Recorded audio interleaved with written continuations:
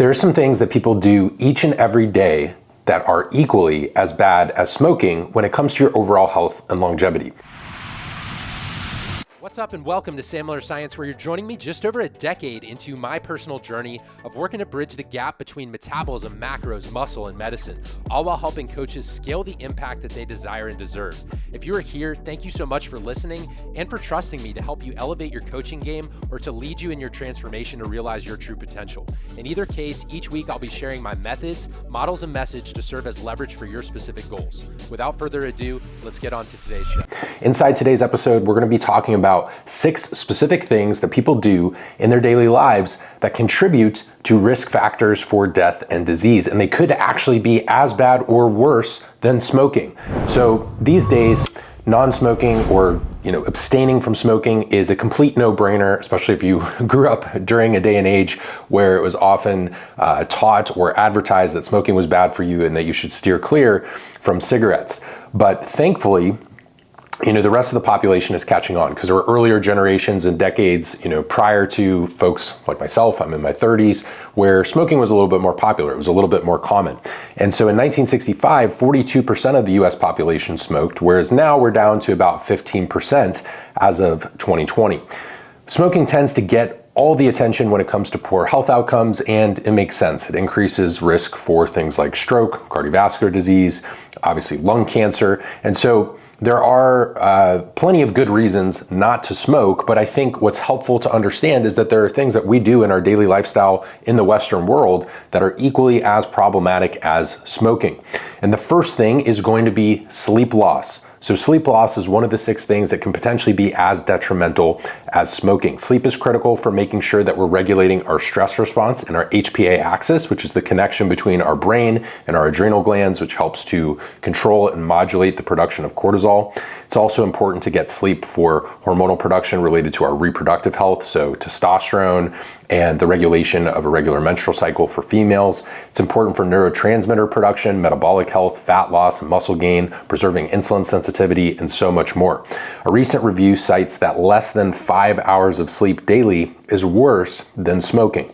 Many individuals suffer from insomnia and sleep issues in general, especially if you are overweight or obese. It's possible that you're suffering from sleep apnea, but these sleep issues aren't as simple as just sleep more for some people. So some people are spending time in bed, but maybe they're not getting that quality sleep. So if you're interested in going in depth on learning more about sleep, the audio version of my podcast has several episodes about sleep and sleep loss. So episode 66 is going to be the science of sleep. 221 is sleep as a cornerstone of a transformation. And 284 is 6 overlooked factors affecting your sleep and your health. Now, if you're watching on video, you're gonna have to head over to either Apple Podcasts or Spotify to check that out, but we'll be talking about 5 additional factors that can impact your health aside from just sleep. The second thing is going to be being omega-3 deficient or having a skewed omega-6 to omega-3 ratio. This one's a little bit more of a surprise and more of a nuanced consideration when it comes to your nutrition that a lot of people fail to account for or understand. So when we're not getting enough omega-3s, we're missing out on 2 really, really important ingredients. That's EPA and DHA. EPA and DHA are important omega-3 fatty acids that can contribute to brain health, cardiovascular health, and so much more. This status in an individual is measured by something called the omega-3 index, which is a very simple blood test. In fact, it's becoming more and more accessible and affordable, and there's even companies who are now trying to offer the omega-6 to omega-3 as a blood spot. Now, looking at data from the Framingham study, which is one of the longest running studies in the world around cardiovascular risk, what we see is that having suboptimal omega-3 index was just as bad as being a smoker. And so that's super interesting, right? Because smoking is contributing to oxidative stress, it's impacting cardiovascular risk. So the fact that not having those omega-3s is so impactful is really interesting. In fact, smokers with a high omega-3 index have the same life expectancy as non-smokers with a low omega-3 index, just showing how important this omega-3 or omega-6 to omega-3 ratio is, having this healthy omega-3 index. An optimal omega-3 index is around 9 or greater. And if you want to measure your omega-3 index, you can certainly get tests for this and measure for this. If you're a coach or health professional who's interested in understanding markers like omega-6 to omega-3 ratio, having a better understanding of micronutrients status and other health testing, you're definitely going to want to check out Metabolism School and head over to metabolismschool.com to learn more on that. What's really nice about some of these omega tests is some of them are accessible via cash pay for less than $100 and really just seems like a no-brainer given how important this marker is. So anyone with a family history related to cardiovascular risk, so for example, my personal family history, I do have some risk factors for heart disease or heart-related concerns. So that would be a test that I would want to include in addition to just your basic testing that you're getting at a physical. Going beyond something just like blood pressure and cholesterol, we may want to look at omega-6 to omega-3 as well. If you're supplementing, data shows that around 1,000 milligrams of both EPA and DHA can bring up the omega-3 index to a more optimal status. So what's important is if you're looking at your fish oil label, you need to turn that around. Don't just look at the total omega-3 fatty acids or grams of fat. You need to also look at the concentration of EPA and DHA relative to the total amount of omega-3 that's in there. Our next consideration that can be as detrimental as smoking when it comes to our health is going to be sitting, so being sedentary. A lot of folks in the Western world spend a lot of time on technology, or maybe you're watching Netflix at home, and you've probably heard or seen the phrase that sitting is the new smoking, and that's been circulating in the media for several years now.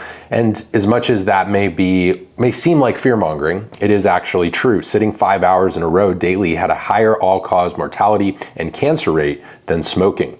This is independent from physical activity. So we're not necessarily talking about, getting your workout for an hour a day and, so let's say you work out an hour a day and get 8K steps, for example. So you're getting like 8,000 steps per day or somewhere in that range, but you still sit for 5 hours in a row daily. This still applies to you. So we want to make sure, obviously, exercise, getting your workouts in, getting plenty of steps throughout the day is going to be really, really important for your overall health. So please don't stop doing that. It's just if you do have a lot of consecutive hours of sitting without getting up and walking around or moving around or changing locations, or maybe you go from a seated desk to a standing desk, those would be great options to be able to accommodate your needs from a work perspective while also not abandoning your health. So I think a lot of people make a mistake around that, though, or they have a misconception because they have a very intense workout, or they put themselves through a really intense session in the gym, or they go for a run or do cardio. They think that, okay, I did my exercise, so now if I sit the rest of the day for work, it's not going to impact me, and that is not true. So if you still sit for 5 hours in a row daily, that is a risk factor that we need to look at in terms of your overall longevity. Break up your workday with 3 to 5 minutes of standing or walking every hour. So even if it's as simple as maybe you have to hop on a quick phone call for work, or you're talking to a family member, take that phone call standing or go for a walk. Very simple things, even just a few minutes here and there to break up that 5 hours of sedentary living, basically, is going to make a big difference in terms of your overall health. The next risk factor, and this is a big one, and one of my favorite considerations, is going to be low muscle mass and strength at any age. So when we look at muscle mass and strength, this independently predicts all-cause mortality, even though, basically strength is going to play into muscle mass and vice versa. So hand grip strength has been used as a proxy for overall strength, and it's been known for about 6 or 7 years now that low strength carries a high mortality risk. So as one example, there's a study that they compared the lowest grip strength to the highest, and the lowest had a 67% increased all-cause mortality risk. So grip strength, very important factor here. And also, if you think about it, when it comes to longevity and overall resilience and fighting frailty, being able to grip and hold something, like if you were about to fall, having that strength to support yourself, and also lower body strength is going to be very important as well. So having some form of stability and strength, very important as we age, and not just for the reasons you would think. It's also when things go sideways, being stronger, having more muscle mass, being more resilient helps to fight that frailty and just help your survival overall. So once again, that study was just a 67% increased all-cause mortality risk when we had that lower subset of hand grip strength. A new 2023 analysis just looked at muscle mass and saw a very similar story. An average of 57% increase in all-cause mortality in the lowest muscle mass group. However, if you had a BMI over 30 and also had low muscle mass, this shot up to a 158% increased risk, which is absolutely crazy, but does make sense given the importance of strength and muscle. Another risk factor is going to be low cardiorespiratory fitness. This is our fourth consideration. So remember, we're talking about 6 things that can be equally as problematic as smoking when it comes to our overall health and longevity. A large 2018 meta-analysis broke the study population into 5 sections of cardiorespiratory fitness, or essentially 5 divisions or 5 sort of ratings: low, below average, above average, high, and elite. Now, the lowest category had a higher risk of dying than smokers, and below average was almost as bad. Now, if you're resistance training intensely, you're pretty healthy overall and not doing any cardio, but you're wondering if you should be, rest assured, if you are getting plenty of compound lifts and you are resistance training, you're getting some steps in outside of that, you're most likely not in the low or below average category. Now, there's still something to be said about spending some dedicated days or times on your cardiorespiratory fitness, and you may need to add a session or 2 per week, or maybe even 3, in order to get from that maybe average range to above average or high. You're certainly not going to be in high or elite if all you're doing is resistance training with no cardiovascular exercise. So whether it's biking, rowing, walking, doing some low intensity, steady state, moderate intensity cardio, interval training, different things are going to help with your cardiorespiratory fitness, and being able to work that in is going to be very important for your overall cardiovascular health and longevity. I should also say that those in the elite category had significantly higher longevity than any of the 4 categories. So if longevity is a primary goal, you do want to improve your VO2 max.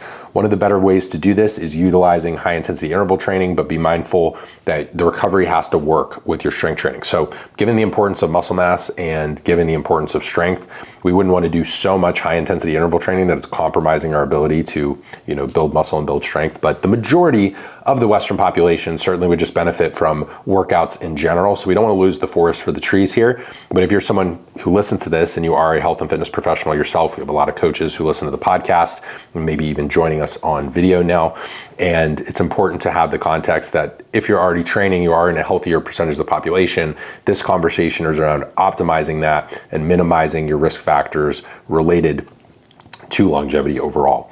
Now, the next one is not related to any workouts. It's not related to your sleep. It's not related to your nutrition, although we could have sort of a little caveat there, and that is loneliness. Now, loneliness is a risk factor for really, it just plays into all-cause mortality as a whole and longevity. Loneliness is just as bad for your overall health and all-cause mortality as smoking 15 cigarettes per day. So community, very important.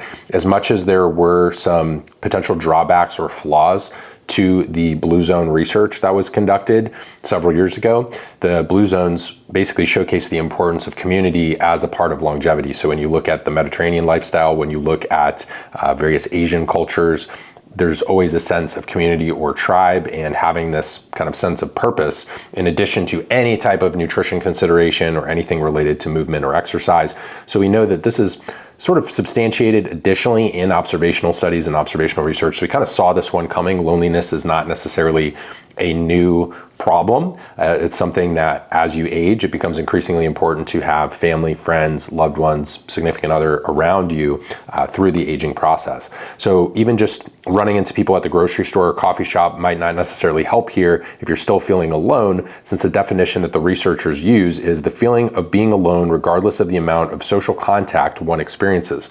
So if you're someone who really thrives on social contact, and even if you're having a little bit of social contact and more than some other people, if your perception or your viewpoint psychologically is that you're not getting enough or you feel lonely, then that is going to impact your longevity.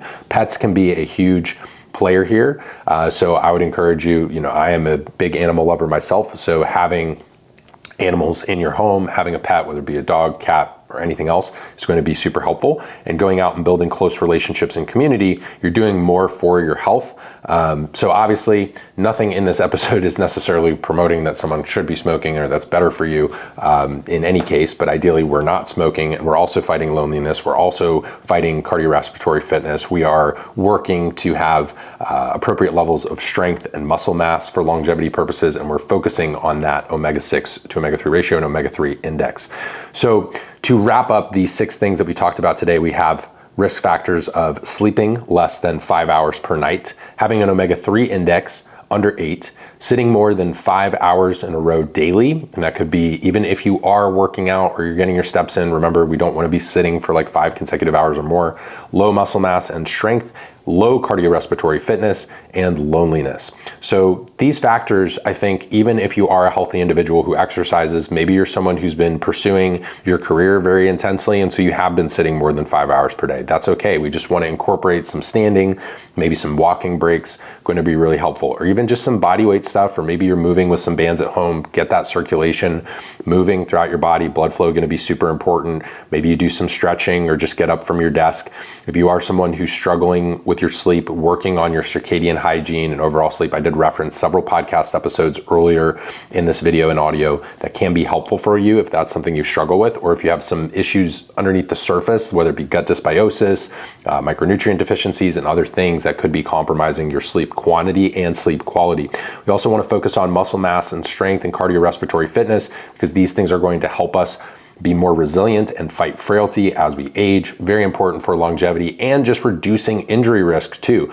So many instances of elderly individuals, it's not necessarily only what's going on, inside from a cardiorespiratory fitness perspective, right? It's also, if you are able to prevent yourself from falling, if you are able to stay out of the hospital. I can't tell you the number of times I've had a family member where maybe something happens that is a physical injury, for example, like a trip or a fall, and that person ends up going to the hospital and actually contracting something like a cold or a flu and actually getting some form of illness because of the fact that they fell in the first place, right? So it wasn't necessarily that they were at home and they contracted the cold or the flu or pneumonia or anything like that. It's that they actually had an injury, then they had to go into a public setting where there were people who were actually sick, they contracted that, were in a weakened immune system state, went home, and then had further complications. So please be mindful that strength and muscle mass is more than meets the eye. It is not necessarily just for aesthetic purposes. It is also a great tool and shield in the overall longevity equation, so we need to be talking about that more.